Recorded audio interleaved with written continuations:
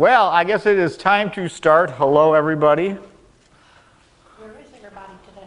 I don't know. It must be too hot. My wife didn't even show up, so, you know, it's really kind of sad, really. Maybe nobody liked last week's presentation, Well, I but have to say, I went to Byron's for lunch.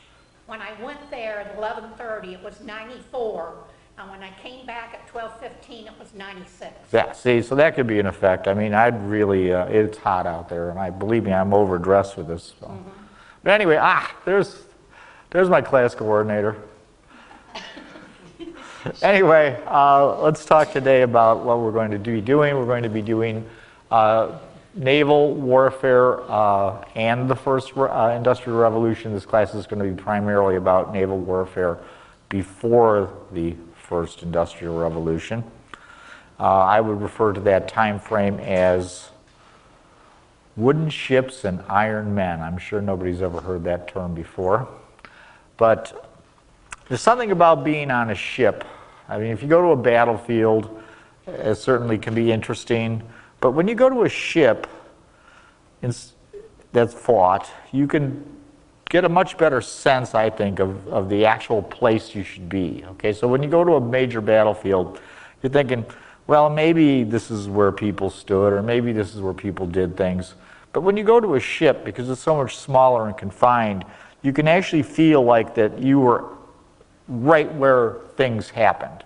And I think that's a huge thing about ships. I mean, for example, if you go to Pearl Harbor and you see the Missouri, you can stand on a part of the Missouri on the side and look over, and you can see damage from a kamikaze on that ship. They actually have footprint things, that kind of like, you know, remember Arthur Murray Dance Studio? They have foot things where you can stand in exact locations where people had major military occurrences, so put it that way. So I really think that you get a much better sense on a ship than you do on a traditional battlefield of exactly where things happen. So something to think about next time that you go on if you should view the Alabama, for example. You can see and feel it, I think, a little bit more. So with that said, really, sea power has been a critical part of civilization. It's much easier to move massive amounts of weight and things on a ship than it is to move it on land. Certainly, you have to begin to look at the fact that if I'm going to be a sea power, I'm going to need a thing called a navy. So, because you got to defend your commerce. Well, I think ship transportation has been generally far advanced over land transportation for the very simple reason it's just easier to move things. Also, another piece is that a power supply is available by the wind. So basically you have free power to motivate these ships.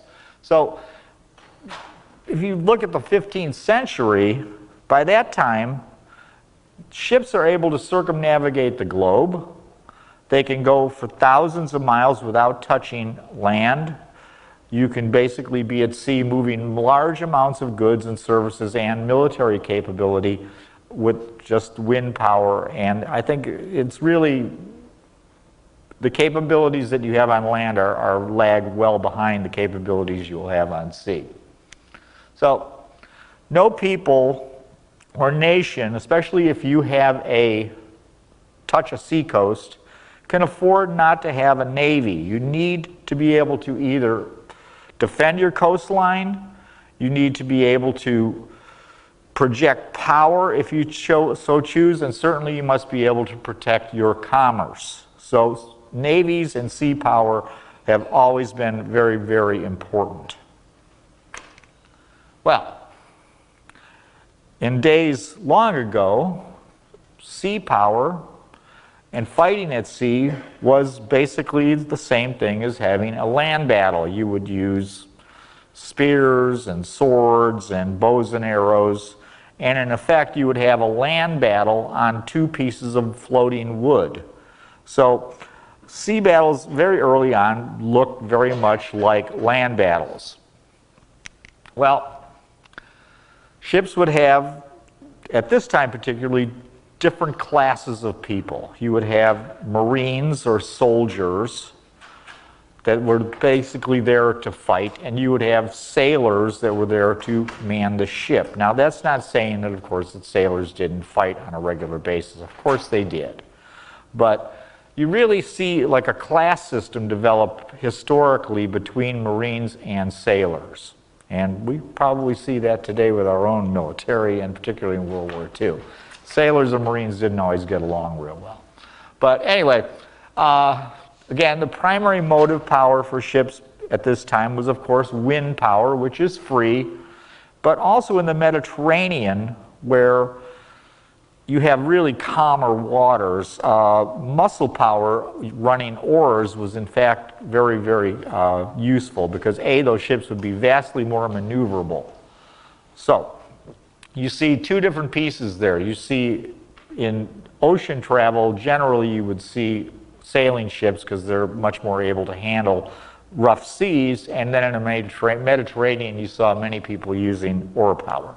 Well, ships were very, very difficult to sink. I know that seems strange, perhaps, but the fact is that the types of weapons that were used at this time and for many, many, many centuries, it's almost impossible to sink a ship unless it catches fire.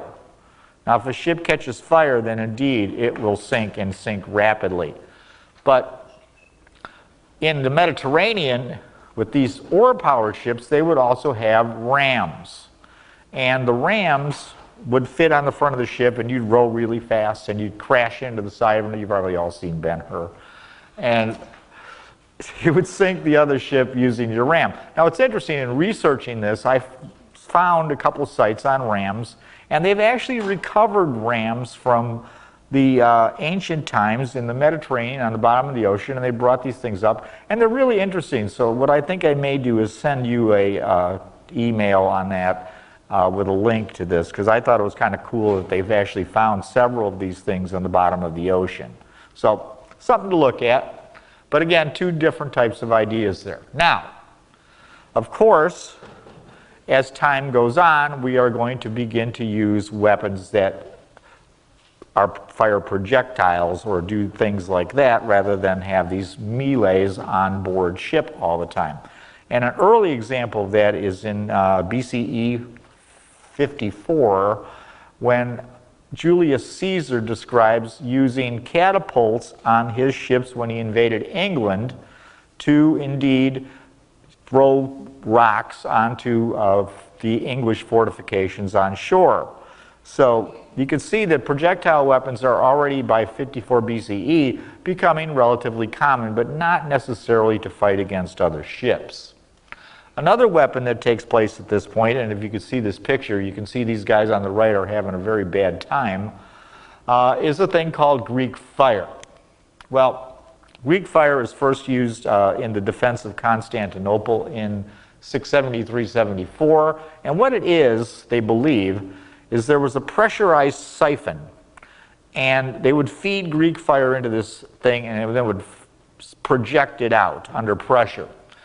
They think that Greek fire was a combination of naphtha and quicklime. It was able to burn on water, but nobody knows for sure because Greek fire was such a state secret that its actual composition has been lost to history. We don't really know what Greek fire was. We can surmise what it could have been, but nobody's for sure.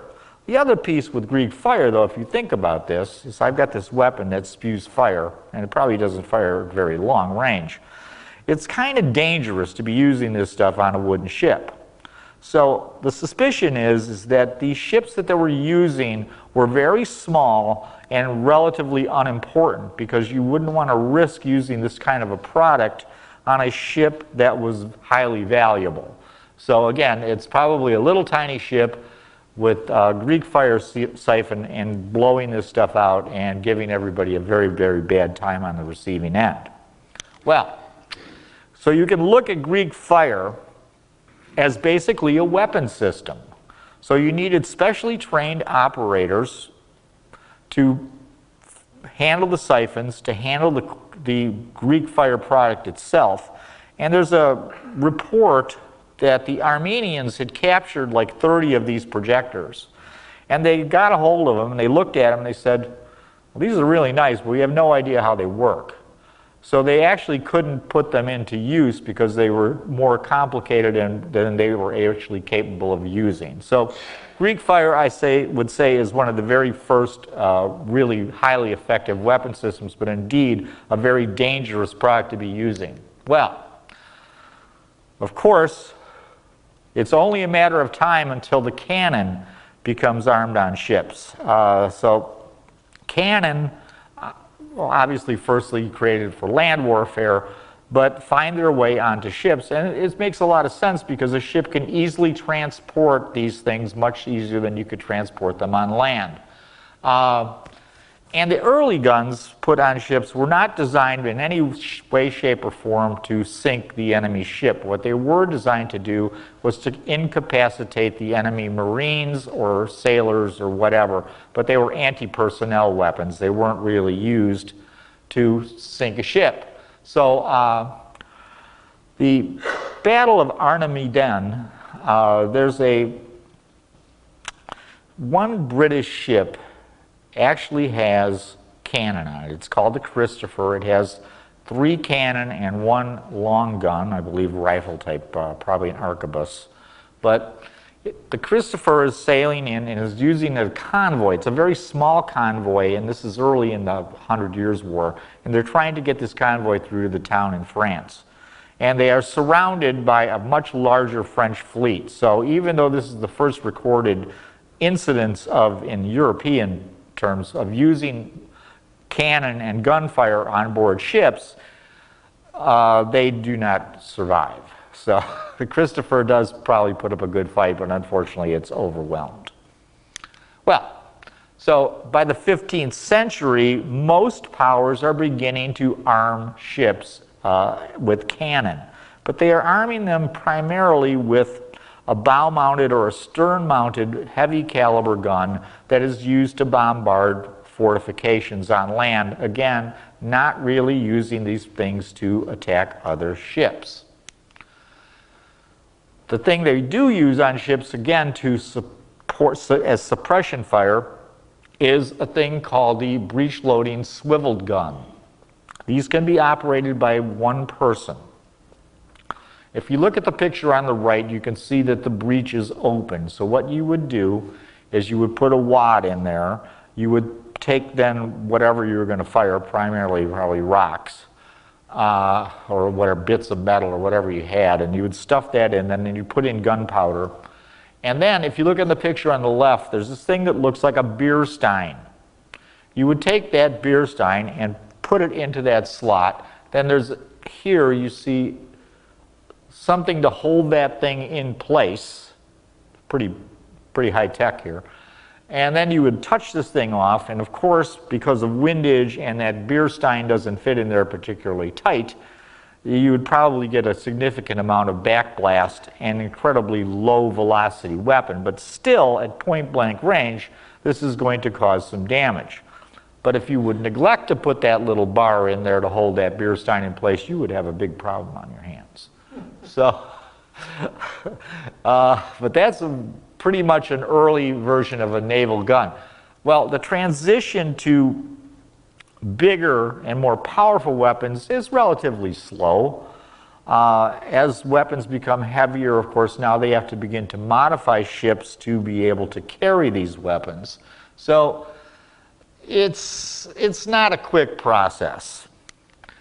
The way we really know about some of this stuff is recovery of ships like the Vasa in Sweden and, of course, the Mary Rose in England. And by recovering these ships, we have a great idea of how these ships operated, what their weapon systems were, particularly on the Vasa, many were recovered, and we can see that these ships were really a transition between gunpowder and traditional melee weapons. So even on the Mary Rose, as I mentioned in my first class, numerous longbows, I believe 300 longbows, were recovered off the Mary Rose.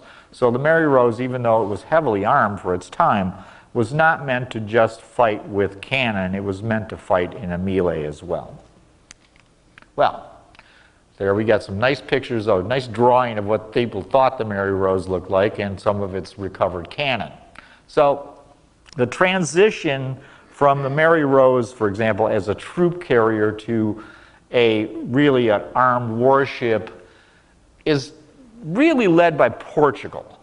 Portugal, in about 1490 now, has the most powerful gun-armed fleet in the world. They spend tremendous amounts of money hiring the best gun makers, hiring the most modern technology they can get their hands on.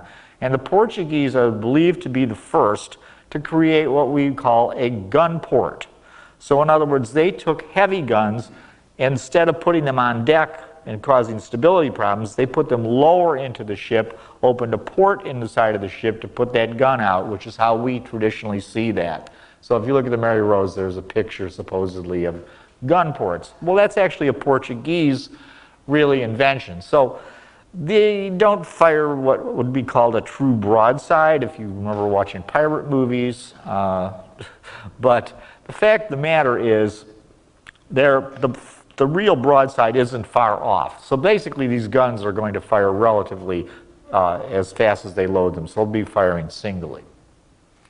Well, the Mary Rose was built much earlier than 1545 and was converted to carry guns. Well, the conversion doesn't go particularly well.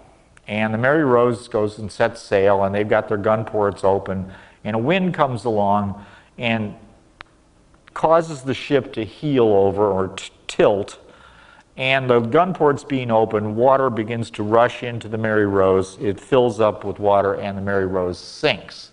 So the ship was, they believe, was basically overbuilt. It was never designed to be what they tried to turn it into, and unfortunately for the Mary Rose and people on board, it really doesn't work very well. But one thing they found on the Mary Rose is this mixture of cannon. If you see the cannon here, you see that none of these are really the same. So what they were basically doing is taking whatever cannon they had available and sticking them on the Mary Rose. So it wasn't like a uniform battery in any case, and certainly they wouldn't fire in a uniform manner. So, but you can see those are pretty big sized guns, judging by the gentleman there staring at them. So extremely heavy. I thought it was kind of interesting that we learned so much from these recoveries. Both of these ships, the Vasa and the Mary Rose, had a thing called castles. And the castles are here at the bow, or the front of the ship, and the stern, the rear of the ship. And the castles were designed to, in fact, be like a castle. So if boarders got into the middle of the ship could be defended from those two castles and try to defeat those boarders. So they were still planning, even though they had a lot of cannon on this ship, that there was going to be hand-to-hand fighting on board that ship. Well, the Vasa, there's a tremendous website, again, there's another thing I should send you guys, about the Vasa Museum. And the Vasa is incredibly well preserved when it was raised in 1961. And so it's really amazing. You can see so much about this ship. But the Vasa was built in 1628. It was going to be the flagship of the Swedish Navy. At this time, Sweden was a world power. I know that seems strange today, but Sweden was indeed a very, very powerful country. And they built this ship relatively quickly. It was going to be armed with 48 24-pounders. That's a very, very heavy amount of artillery to be carried. And the guns were uniform and all custom made just for this ship. Well, the Vasa, though, is relatively curved. So again, these guns are not going to be pointing like straight out like in a typical broadside. So again, they believe that the Vasa didn't function as a broadside weapon, but indeed the guns were going to be fired singly. So we haven't quite got to the broadside yet, but this is certainly well on its way. And the cannon, as you can see, were on two decks. The ammunition and powder were stored below, but there was a really big problem with the Vasa. On its maiden voyage, it went a total of 1,400 meters. That's not a very long maiden voyage. So what happens is, this is going to be the new flagship. It's a big deal.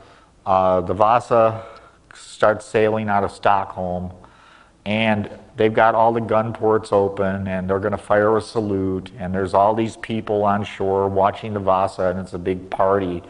And the Vasa catches a wind coming between a couple of cliffs, heels over.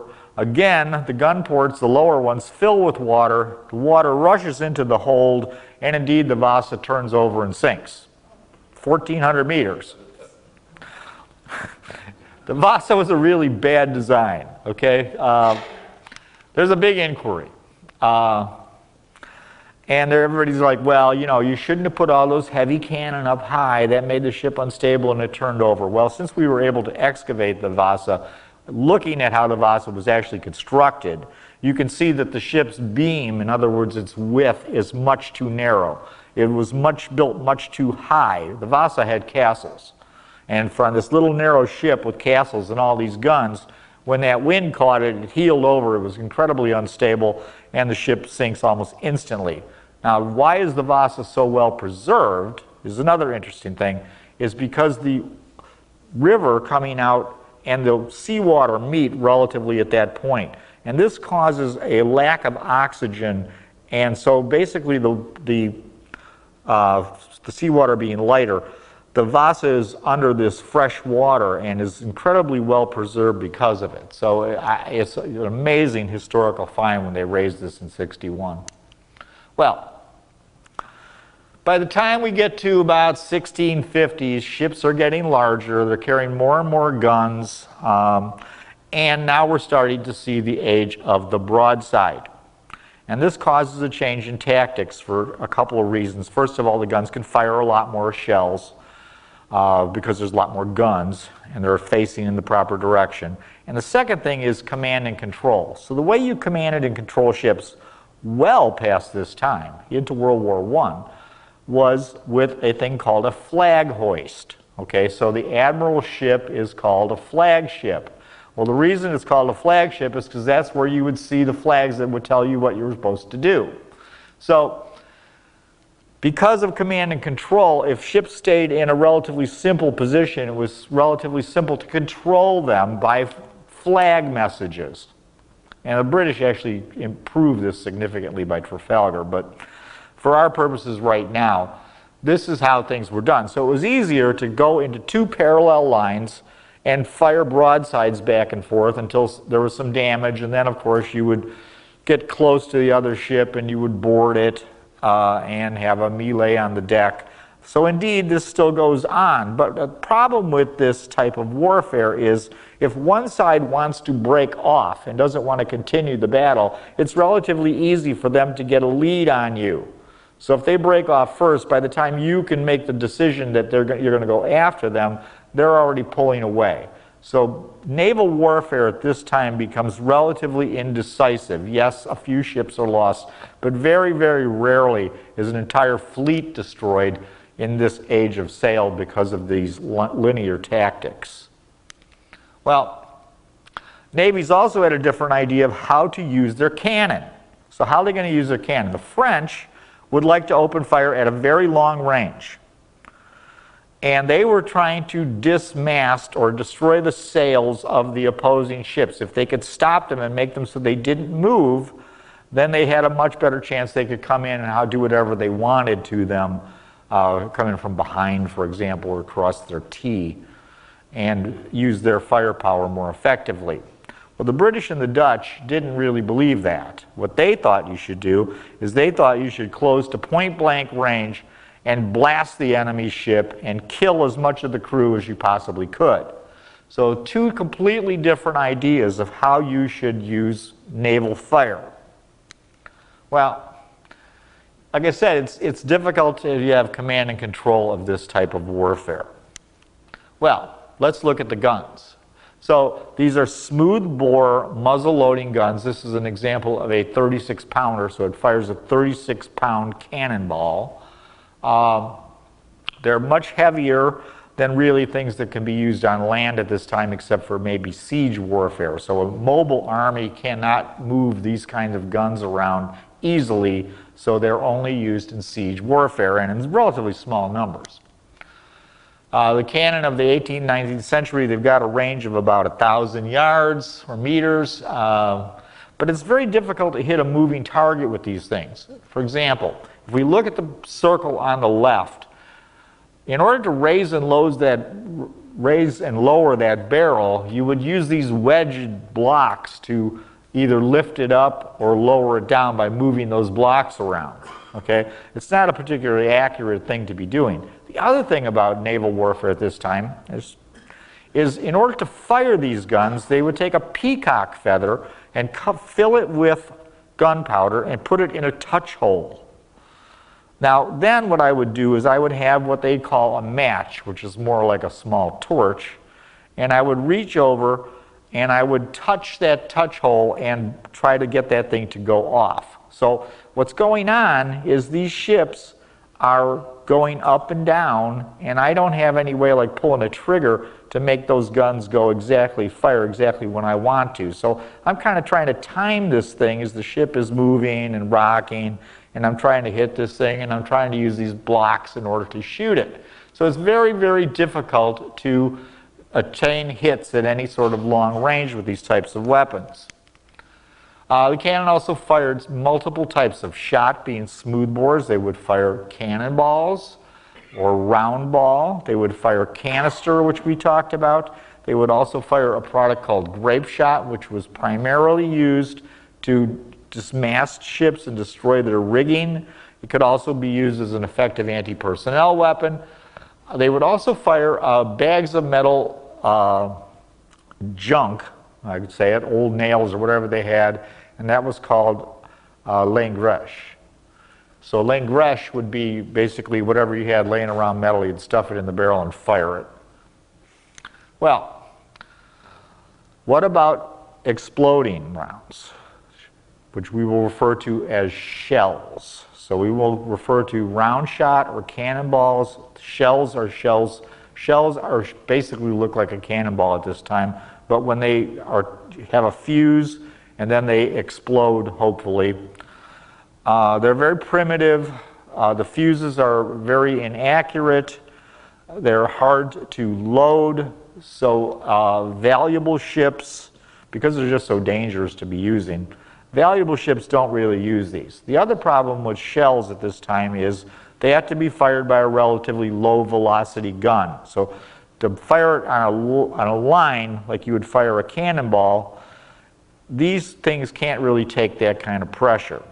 So they're generally fired by low velocity guns like mortars. So again, trying to hit a ship with a mortar is virtually impossible without radar. Even in World War I, they would fire them in batteries hoping to make a hit. So very, very difficult to do that. And these types of shells were not really used in naval warfare at this time. There's also, you often hear about heated shot. I will heat a cannonball red hot, I'll put it in the barrel, and I'm going to fire that at the enemy like a regular round on a low trajectory.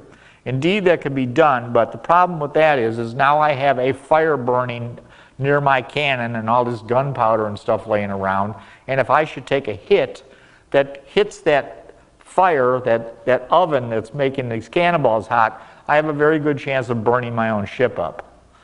The other problem with it is now I'm trying to maneuver a red-hot cannonball inside my ship in the middle of a battle, and I'm liable to have a problem if I drop it. So heated shot is really not used as much as you would see in the movies. They always showed that, okay, we're going to fire heated shot. Not very common. Well, as I talked about firing these guns, the British come up with a very good idea. Like the flintlock, which we talked about, where you pull the trigger and the hammer goes down, scrapes by the pan, and then ignites the powder, they did the same thing with their cannon. Well, the huge advantage of this is that I can get a broadside now to be fired virtually at the same time. So if I have flintlock armed cannon, I can have all my gunners standing there with a lanyard. And when the gun captain says fire, all those people can pull that lanyard at the same time. Now, if I'm trying to use a match, and I'm just a fraction of a second behind the guy next to me, and his cannon fires, and I'm trying to put that match on it, I'm liable to pull away. So a full broadside is not as easily accomplished. The other thing is that gun captain can tell when those ships are rolling.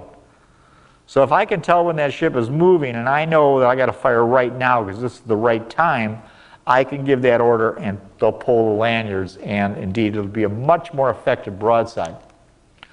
Well, the other thing is, because the chemical industry doesn't really exist, that indeed what they do is gunpowder is hard to come by and it's expensive. So the British Navy, for example, only allows a ship's captain to fire 1/3 of his gunpowder on a major voyage unless he is in the midst of a big battle. Then, of course, he could fire more. But you can't use a lot of gunpowder because it's expensive and hard to come by. Well, some British captains decide, well, you know what we ought to do is I'm going to take my own money and I'm going to buy extra gunpowder so my people can practice. Napoleonic navies, the French and the Spanish, because they're frequently confined to port, have not got these options. They can't practice their gunnery, they can't practice their seamanship, and they haven't transitioned the bulk of their ships to flintlock firing. So they're at a significant disadvantage when they encounter the British. Okay, so if we look at this ship, this is the very famous HMS Victory. If you would like to see this ship, you can see it in Portsmouth, England. And you can see it has 3 decks of guns, so it's very, very heavily armed. And I will quote from John Keegan's book, The Price of Admiralty. Hindsight enables us to see the wooden man of war, for all its outwardly antiquarian appearance, was in fact an astonishingly efficient, highly developed, even modern instrument of war. And to think that this ship is all hand-built without machine technology, without the Industrial Revolutions, is pretty amazing that they could build something this effective. Well, for example, I keep saying about these ships were way ahead of land warfare. Well, if you look at what these ships were capable of doing, it's not until the invention of the internal combustion engine and the tank in World War I when we see a similar capability of a land ship versus an ocean ship. And it's not really until World War II where these land ships become land fleets. So there's about 200 years gap between the capability of these ships and what can be done on land. So if we look at a comparison of firepower, Napoleon, his total army at Waterloo had 366 guns. They were primarily 6 and 12 pounders. There were indeed some 4 pounders that were used by the cavalry. They're operated by 9,000 men.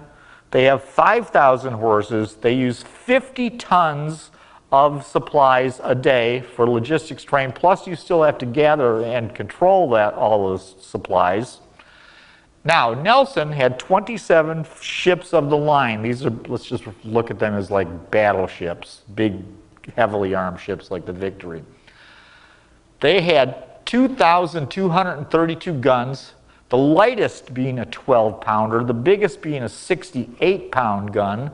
They were manned by 14,000 men. So to quote John Keegan again, in brief, 6 times as many guns could be transported daily by Nelson at 1/5 the logistics cost at 5 times the speed.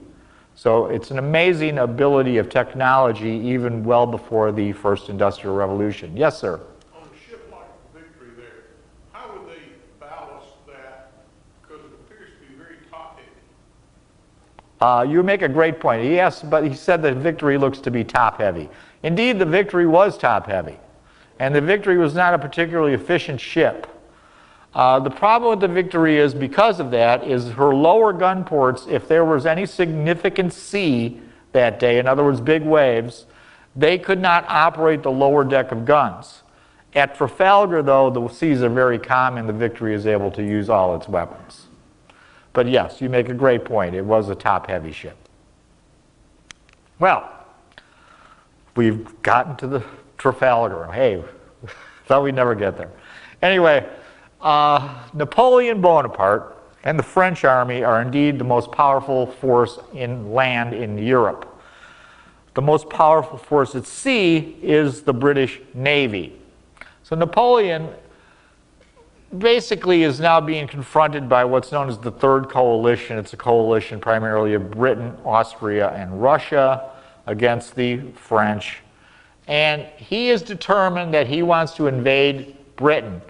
But in order to do that, he has to get the Royal Navy out of the English Channel. Well, Napoleon's plan is he's going to defeat British sea power from the land. If he can conquer Britain's ports, indeed, now their navy becomes useless because it can no longer be rearmed or supplied.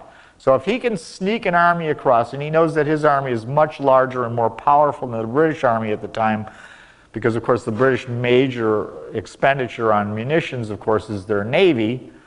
If he can get across the channel, which at some points again is only 20 miles wide, and get that army on shore, he can defeat England.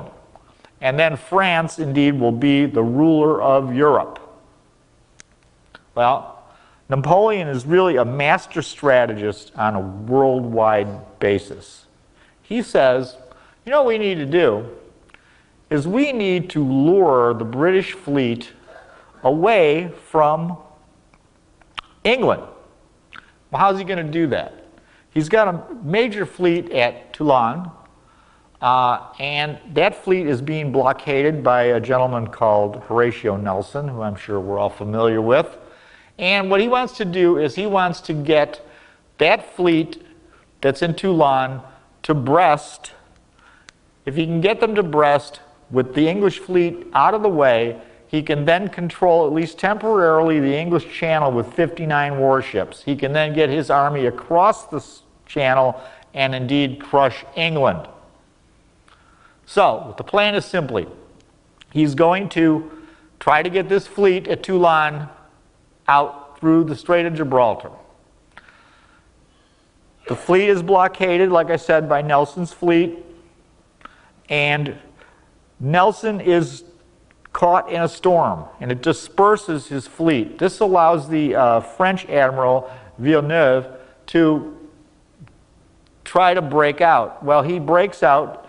Nelson finds out that he's broken out, but Nelson thinks he has gone to Egypt. Instead, what he does is Villeneuve goes through the Straits of Gibraltar, goes to Cadiz, picks up the Spanish fleet, and they sail across the Atlantic Ocean to the Caribbean. Now, Nelson is way out of place here. So he's in a bad position, and he begins to try to catch up with he gets information slowly, of course, because this time it's all by ship, that the combined fleet, the Spanish and the French fleet we'll refer to as the combined fleet, has gone to the Caribbean. So what happens next is, of course, they decide what they're going to do is they're going to head back. So while Nelson's going to the Caribbean, the French and combined fleet start heading back towards Europe.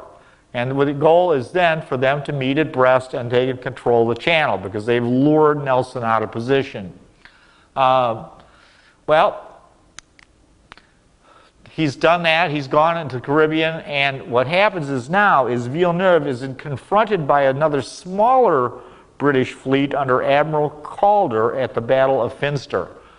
And what happens then is there's a major fight between these two units. The British, really the combined fleet's in relatively poor condition because they've been sailing across the ocean. They're low on supplies. They have some gunpowder issues. And the British have 15 ships under Calder against the 20 ships of Villeneuve. Well, there's a very indecisive battle. 2 of the Spanish ships are indeed captured, but Calder is in a position to resume the attack the next day and makes the decision that he is not going to resume this attack and retires. Well, Villeneuve, what should he have done at this point is he should have gone to Brest Because again, Nelson is way out of position, but he doesn't do that. So, it would seem to be an inconclusive battle, but because Villeneuve doesn't do what he should do and go to Brest, he goes to Farrell to resupply his ships. It allows too much time, and basically he's not a very good commander, to put it bluntly. Calder is actually court-martialed for his failure to attack on the second day. Well, the French Navy, after the Revolution, many of their best commanders were either executed in the Terror, they retired, or they ran for their lives to get out of this position. So many of the commanders of the French fleet at this time are not particularly good. And that would put up with the Villeneuve. So he's promoted primarily because of the Battle of the Nile, which is a previous fight he's had with Nelson. He manages to basically take his 4 ships that he's in control of and gets out of Dodge. And so those are the only ships that survived from the French Navy in this battle. Napoleon believes that he is a lucky commander, and Napoleon loves lucky. And he says, you know what, I'm going to promote this guy to admiral, and he does that. But the problem with that is Villeneuve is not the man to have his strategy executed. He doesn't have what it takes to be a great admiral. Well, Napoleon's troops continue to wait for the combined fleet for 3 weeks. While this is going on, there's a gathering army of Russians and Austrians. Napoleon has to give up his goal of capturing England and march his army east in order to confront the Austrians and the Russians. But Napoleon says, if Admiral Villeneuve, instead of entering Farrell, had contented himself with rallying at the Spanish squadron and had sailed for Brest to join Admiral Guthrum, my army would have landed. It would have been all over for England. So Nelson now takes his fleet to Cadiz and begins to blockade, once again, the combined fleet.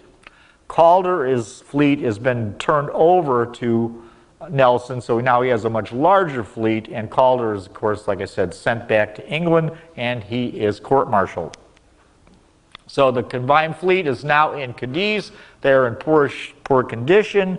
They can't practice their gunnery. They can't practice their seamanship, and they're short 2,000 men, and we need to take a break.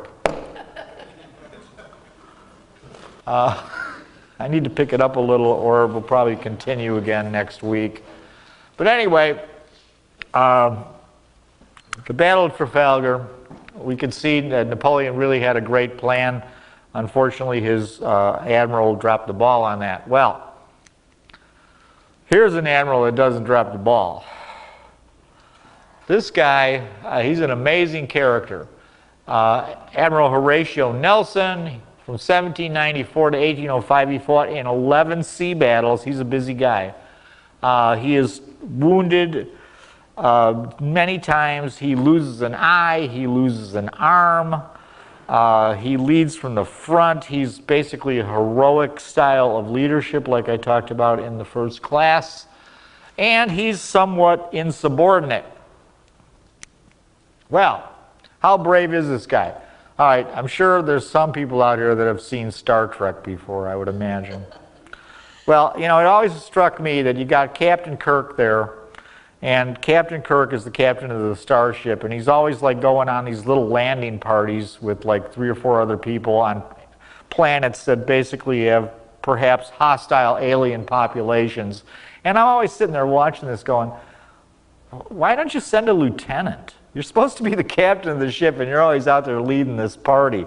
Well, this guy is kind of similar to that. He's leading a landing party. Basically, he's in the first wave of boats coming ashore to capture a fortress, and he's shot in the arm brutally. His arm is shattered. He goes back to the ship. They saw his arm off, and it's said that that same evening he retook command of that ship.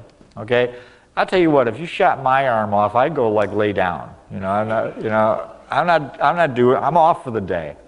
But at the Battle of Cape St. Vincent, his ship he's a captain at this time, he's not an admiral, and his ship's kind of in the back of the line.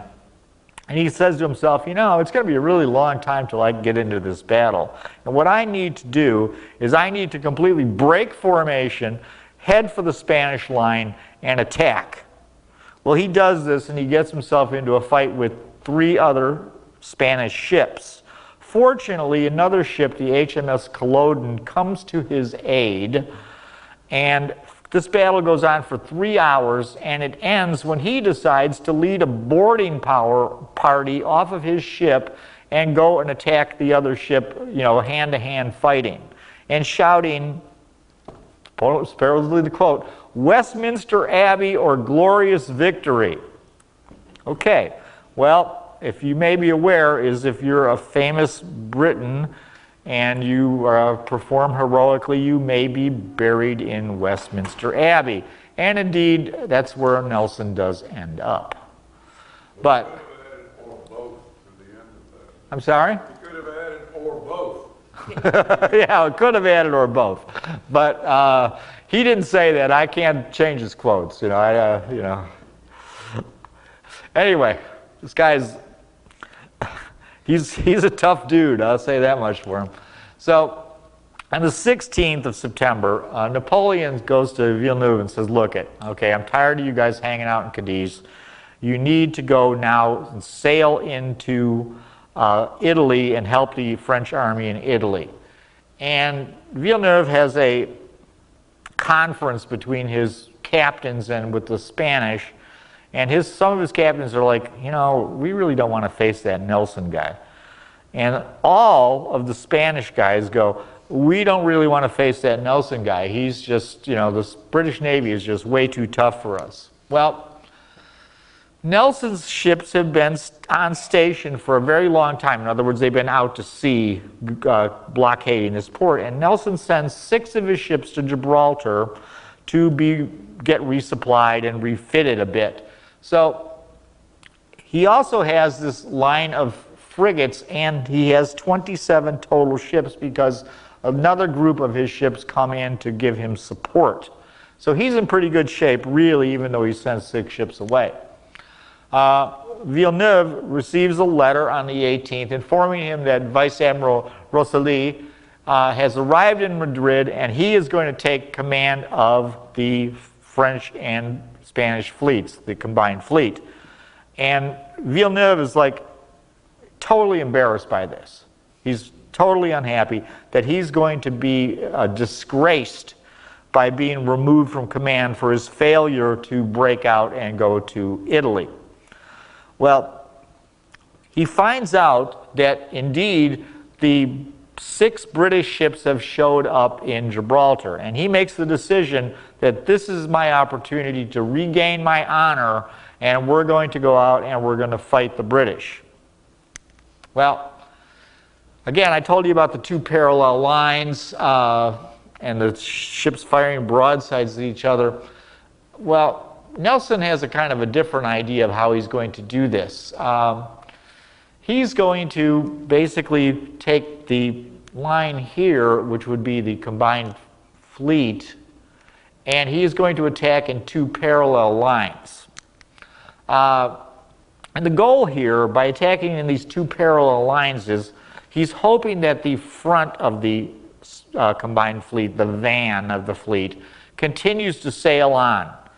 He's going to try to isolate the middle of the fleet and attack it from 2 sides, and hopefully then wrap up the back of the fleet by surrounding them as well. And so basically he will be fighting at much better odds for the British. So by the time the van, the front of the Spanish and French fleet, can turn around and go after him, he will have destroyed the middle and the rear and basically have a complete victory rather than the battles that have been fought in the past, relatively indecisive. So it's a really, really interesting plan, because what's going to happen is he's going to have a significant risk to do this. Why is he going to have a risk? Because he's going to allow the combined fleet to cross his T. They will be able to fire broadsides at him, while he's coming head on at them and not being able to really respond. So, remember, the French always try to demast ships. That's their typical methodology to destroy enemy ships. Well, when his ships are coming in these two parallel lines, having their T crossed, the French are going to try to demast those leading ships and cause chaos with Nelson's line. Well, Nelson has been fighting these people for 11 major battles, and he knows in his heart that they're really inferior to the British Navy. Their gunnery is poor, their seamanship is poor, and he truly believes that their force can do this, that they can take them on in this method, which is highly dangerous. But he really feels that he can break Villeneuve's line by doing this. Well, so Villeneuve, before he leaves Cadiz, has another conference with his captains. And they're like, I don't know, this doesn't seem like a good idea to us. You know, maybe we, I kind of like, I really like, they got like a nice wine here, and it's, it's kind of a good place. So, a lot of, friendly, Spanish girls.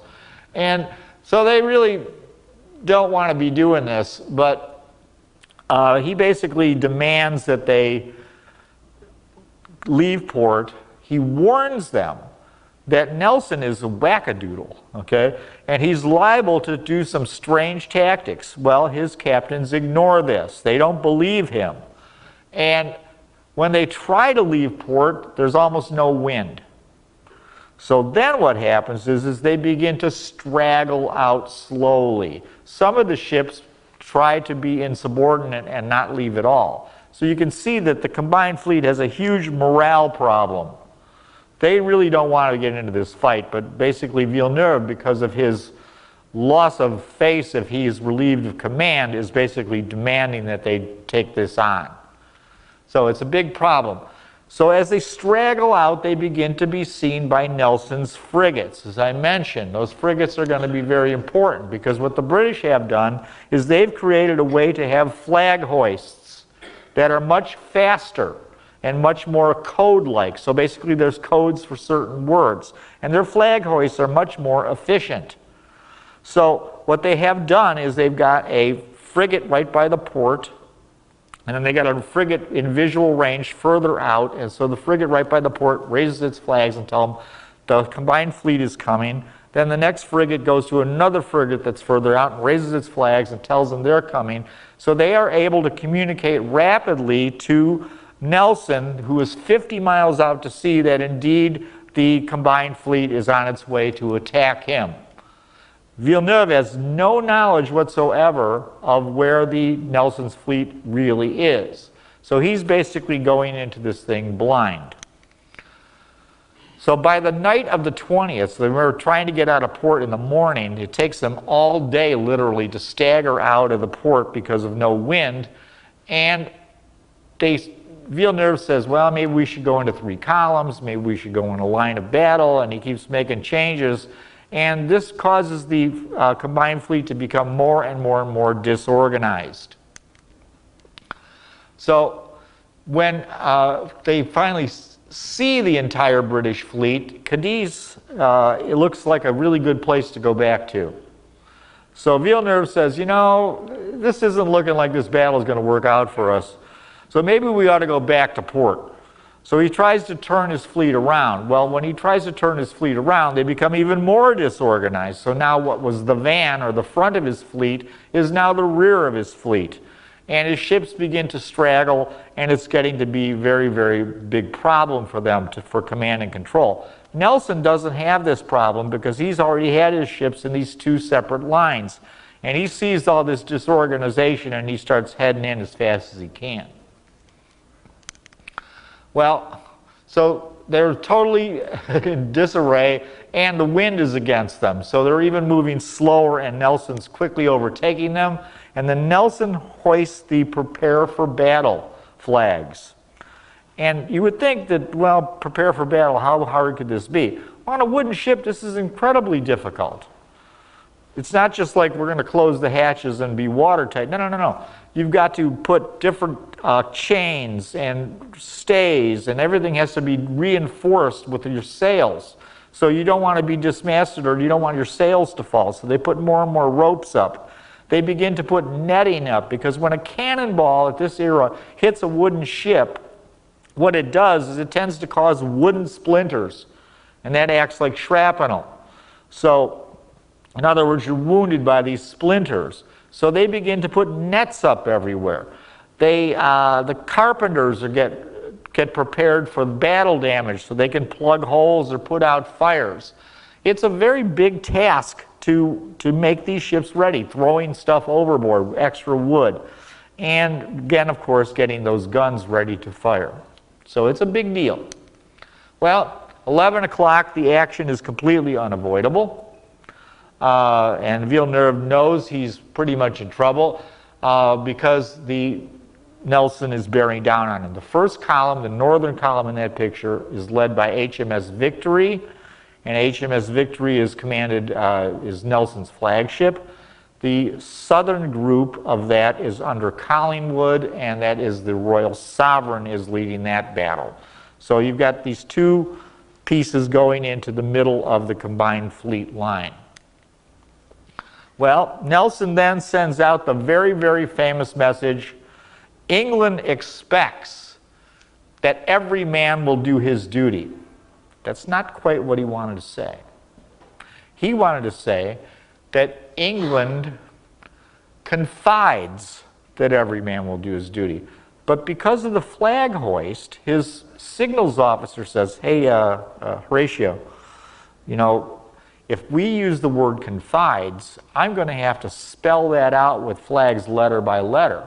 Now, if you just change it to expects, we've got a code word for that, and I can just make this flag hoist a lot easier.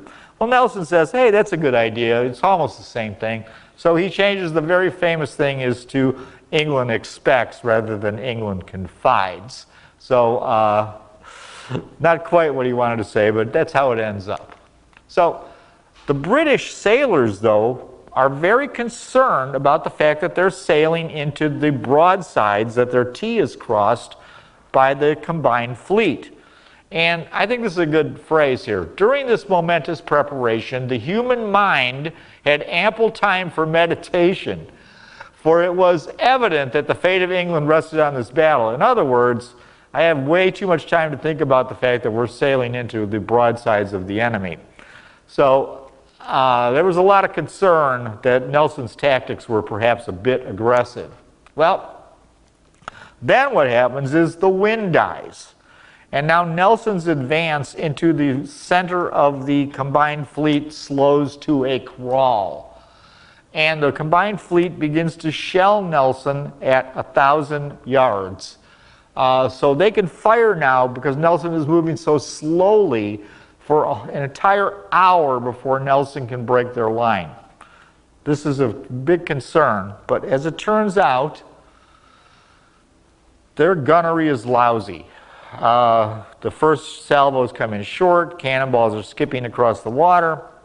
Even when the British get close, yes, they're taking many casualties, but the Spanish and French never managed to dismast those ships. So they can never put the British line into chaos, which was their goal, because that is the only thing they really could do with the fact the way that Nelson was attacking.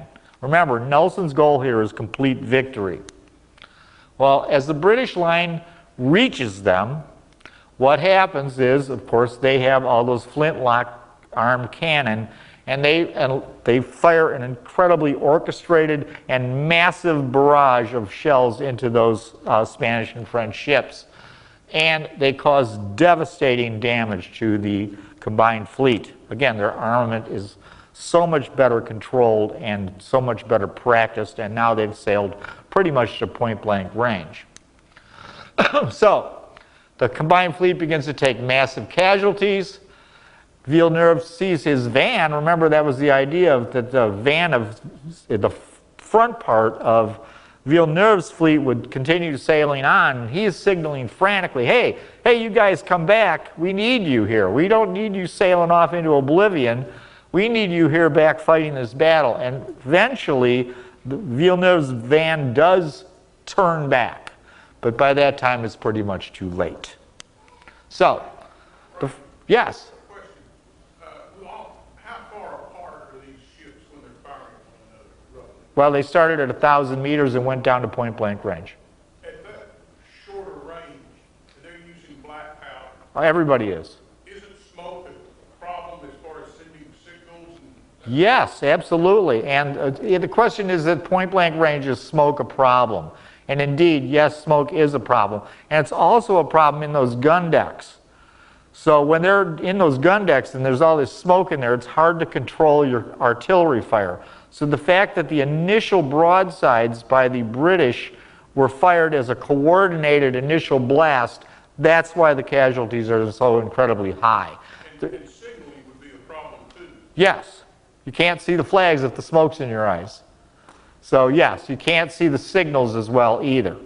So yeah, there's two big issues with black powder always. I'll send another, I got a piece from the Civil War Trust, I believe, that shows a massive amount of cannon being fired at one time. And you could just see the clouds of smoke fired from these Civil War era guns.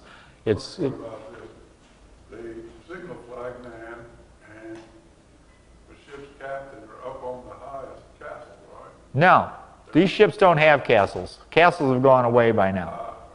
All right, so the ship's captain could be usually on deck. Nelson definitely on deck. He's an admiral, but he's still out there basically fighting, and because he's Nelson. So yes, so the command and control gets to be a difficult situation because of all the smoke and because of the chaos of the battle. But the battle does become really a fight at point blank range at times. Okay? All right, so the French deploy Marines into the rigging up in the masts. And the Marines are armed with flintlocks and grenades, and they are to shoot down onto the decks of the British ships. Nelson does not believe in this, because Nelson thinks that there's too much chance of one of those flintlocks setting sails on fire. Indeed, it's believed that the only French ship that is sunk in this battle is sunk because its rigging caught fire by one of its own men firing from that rigging. But Nelson, being on deck, dressed in his admiral's uniform, becomes an obvious target for the French Marines, and indeed Nelson is shot. He is critically wounded, he's taken below deck, and he dies later on during the battle. So Nelson is dead because of, again, being out front. The battle continues to favor the British. Collingwood, his unit does a tremendous job, much actually better than the unit that was led by Nelson. And Collingwood's unit crushes the rear of the Spanish fleet. The combined fleet, the van, they finally start to intervene in this fight, but they don't really get there in time, and eventually they break off and head back for Cadiz. They are eventually destroyed in another battle. And only 11 ships of the total combined fleet actually ever get back to Cadiz. It's a major, major victory for the British. And Villeneuve, along with his flagship, is captured. Well, 21 ships of the combined fleet are surrendered. One has been destroyed by fire. There are 1,666 British casualties in this battle, but they've lost no ships. And again, it's a testament to superior gunfire and superior seamanship. The French and the Spanish cannot match the British in these capabilities.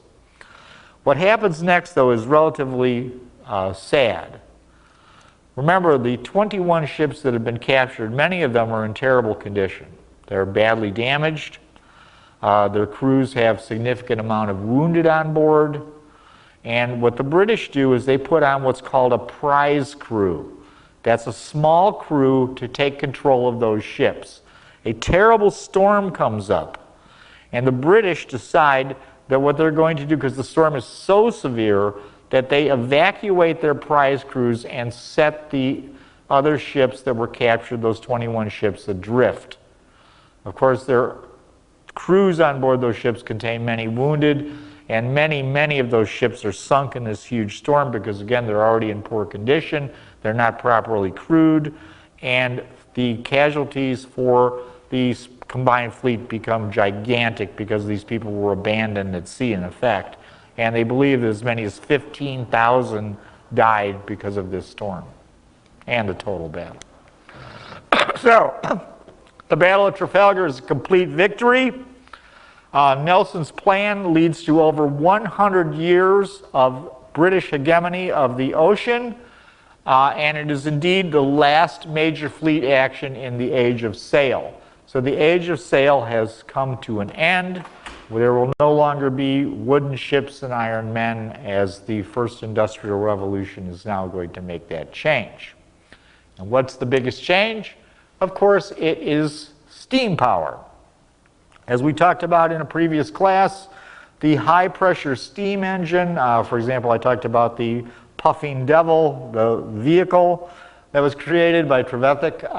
That type of engine, it's highly inefficient, but it's still used to power vessels. And that is what's going to be going on. The first ones, of course, being barges and ships on canals. Of course, Robert Fulton creates the Clermont, which is the first successful, commercially successful steam vessel. But who creates the world's first military steam vessel? The United States. They create the Douglas, and the Douglas is made in 1814 as part of the War of 1812. It is a floating gun battery to defend New York Harbor. It is not finished until 1816, so it misses the war. But it is, in fact, the world's first steam warship. It is a catamaran. In other words, it has two hulls, and in the center between the two hulls is the paddle wheel. So the paddle wheel is what makes this thing go. It's not a very successful ship. It really only serves one day when it takes President James Monroe around on a tour of New York Harbor. It then becomes a barrack ship. Then in 1829 it suffers from a gunpowder explosion and the ship is lost. So it really never was particularly effective. The British, though, see the power of steam, and they begin to rapidly develop steamships. The British Navy is very, very adaptable at this time frame in the 1800s, and they're very in early 1900s, and they're very, very willing to go to completely new technology, even if those technologies will make all the other ships that they already own obsolete. So, in 1836, the first really successful paddle wheel, you see the paddle wheel on the side of their steamer, is going to be the Great Western. And this Great Western is in fact a commercial venture. It is the world's largest passenger ship when it is made. It has 1,700 tons, that's the size. It has a capacity for, I believe, 128 first-class passengers, and of course room for 20 of their servants. Well, it's going to be the first ship that will cross the Atlantic totally on steam power. But there's another company that says, you know what, we don't want this ship to beat us. So there's other ships that are using steam power, particularly in the English Channel, and they grab one of these things called the Sirius. And the Sirius really isn't capable of crossing the Atlantic. But what they do is they begin to strip everything out of it and jam as much coal as they possibly can into the Sirius, and they're going to beat the Great Western to the United States. So the Sirius takes off. The coal piece isn't really very effectively managed, and it begins to run out of coal well before it gets to the United States. What happens then is they begin to burn the furniture. They actually start to disassemble unimportant parts of the ship to burn that as well, so just so they can win. And they do beat the Great Western by one day. So the first ship to cross the Atlantic under steam power is indeed the Sirius, but it's certainly more of a stunt and a publicity stunt than anything else. Well, the side wheel steamers, of course, these are what Perry takes to Japan. Of course, the thought process we've always been told is that he went there to open Japan to, trade. Well, indeed, what he does is he basically shakes Japan down, scares them, tells them, you know what, I'm going to shell Tokyo if you don't sign the peace treaty, which they do, and they capitulate under his power. But the real reason they've launched this mission to Japan is not so much about trade, but the fact that they need coaling stations because these ships are very, very inefficient at this time. The kind of boilers they use are not, or steam engines, are really very inefficient, use a lot of coal. Well, side wheel steamer has other issues. The fact that it has the side wheel means that you can't have a broadside. So, if you can't have a broadside, you can't fire guns the normal way. So these ships are frequently armed with a thing called a shell gun, one at the bow, one at the stern. For the example, the Alabama is armed basically that way, the famous Raider, which we'll talk about. Well, when does side-wheeled steamers end usage in the United States Navy? Well, the fact of the matter is the last side-wheel steamer used by the U.S. Navy is indeed the USS Sable aircraft carrier, which was decommissioned November 7, 1945. And if you see this picture here, that's where the side wheel is. Now what these were excursion ships on the Great Lakes. There were two of them. One was the Sable, one was the Wolverine.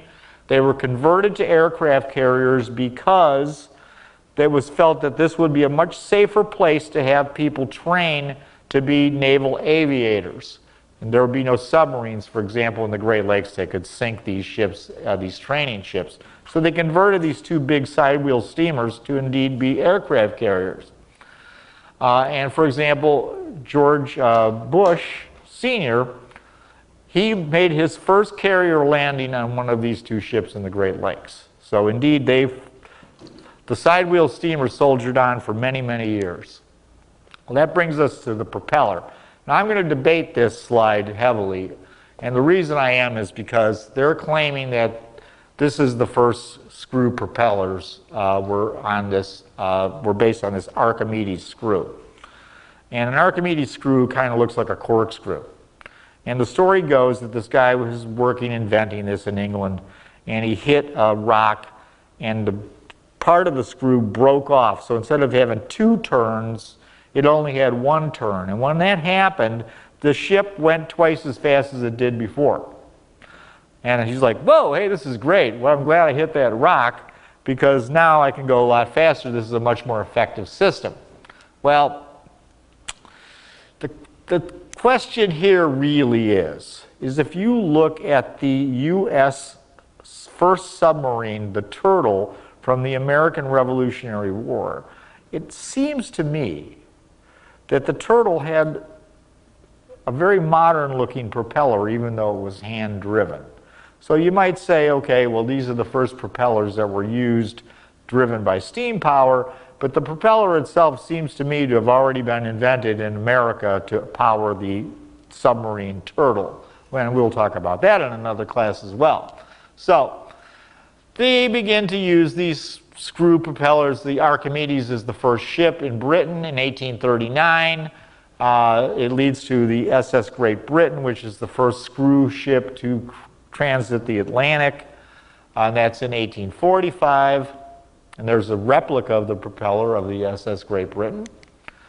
And the first ships to be used by the British Navy were two former mortar ships that were converted as basically a test to be using screws, and they are the Terror and the Erebus, and they are on the very famous Franklin expedition. They go to the Arctic, both ships are lost.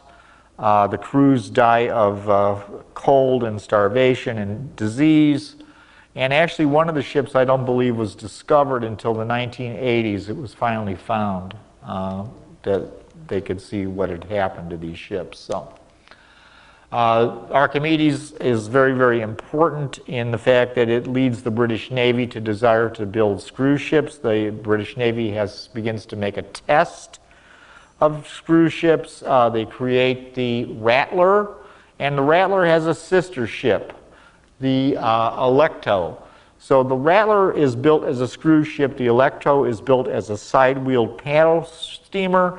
They decide to run tests again, and they actually chain them together and to see which one can pull the other one. And of course, the Rattler can pull the paddle wheel steamer backwards at up to 2.5 knots. So the British Navy makes a very, very concerted effort to switch to screws.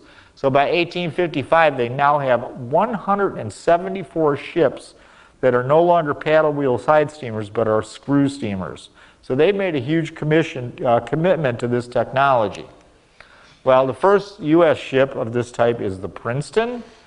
The Princeton is created by John Erickson, who will later create the very famous USS Monitor. And it's a very, very unlucky ship, I'll put it that way. They're testing a new gun on this ship, actually a shell gun.